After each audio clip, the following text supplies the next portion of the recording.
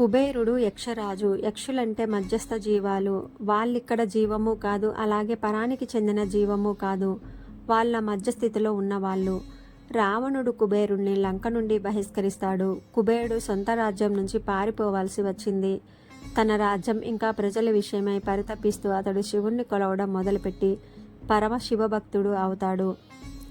శివుడు తనకున్న కరుణ చేత కుబేరునికి ఒక రాజ్యాన్ని, ఇంకా ప్రపంచంలోనే అపారమైన సంపదనంతటిని కుబేరునికి ప్రసాదిస్తాడు. దాంతో కుబేరుడు ప్రపంచంలోనే అత్యంత ధనికుడైనటువంటి రాజు అవుతాడు. సంపద అంటే ఇక కుబేరుడే అన్న విధంగా ఉండేది. కుబేరుడు శివునికి విస్తారమైన అర్పణలు చేస్తున్నాడు కాబట్టి అతను ఓ భక్తుడు అనుకోవడం మొదలు పెడతాడు. అయితే శివుడు ఒక్క విభూతి తప్ప మరేది తీసుకోడు. కానీ కుబేరుడు తాను చాలా పెద్ద పెద్ద సమర్పణలు చేస్తున్నాడు కాబట్టి తాను ఒక గొప్ప శివభక్తుడు అనుకోవడం మొదలు పెడతాడు. ఒకరోజు కుబేరుడు శివుని దగ్గరకు వచ్చి, నీకు ఏం చేయమంటావో చెప్పు, నేను నీకు ఏదో ఒకటి చేయాలనుకుంటున్నాను అంటాడు.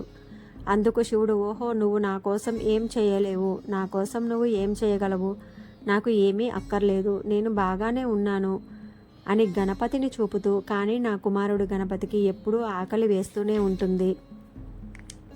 నీవు గణపతిని నీ గృహానికి తీసుకెళ్ళి బాగా భోజనం పెట్టు అంటాడు శివయ్య. కుబేరుడు అదొక సమస్య కాదు అని గణపతిని భోజనానికి తీసుకెళ్తాడు. భోజనం వడ్డిస్తారు. గణపతి తింటూనే ఉంటాడు. కుబేరుడు వందలాది వంట మనుషులను పనిలో పెట్టి అపారమైన ఆహారాన్ని వండిస్తాడు. వాళ్ళదంతా గణపతికి నివేదిస్తారు. ఆయన తింటూనే ఉంటాడు. అసలే బాగా భోజన ప్రియుడు కదా. కుబేరుడు అప్రమత్తమై, గణేశ ఆగు, ఈ విధంగా తింటే నీ పొట్ట పగిలిపోతుంది అంటాడు. అందుకు గణపతి, నువ్వేమీ బెంగపడకు, ఈ పామును చూసావా, నా పొట్ట చుట్టూ బెల్టులా ఉంది. నా పొట్టను గురించి నువ్వు బెంగపడాల్సిన అవసరం లేదు. నాకు బాగా ఆకలిగా ఉంది, భోజనం తెప్పించు, నువ్వే కదా నా ఆకలి గురించి చూసుకుంటానన్నావు అంటాడు.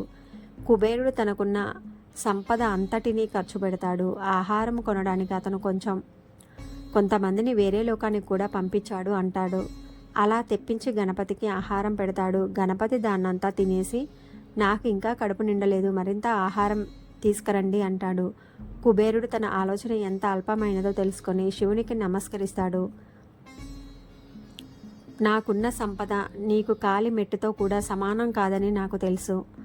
నువ్వు నాకిచ్చిన దానిలో నుండి తిరిగి నీకు కొంచెం కొంచెం ఇస్తూ నేనేదో గొప్ప భక్తుడననుకొని చాలా పెద్ద పొరపాటు చేశాను అని కుబేరుడు అంటాడు. ఆ క్షణం నుండి అతని జీవితం వేరే దిశగా కదులుతుంది.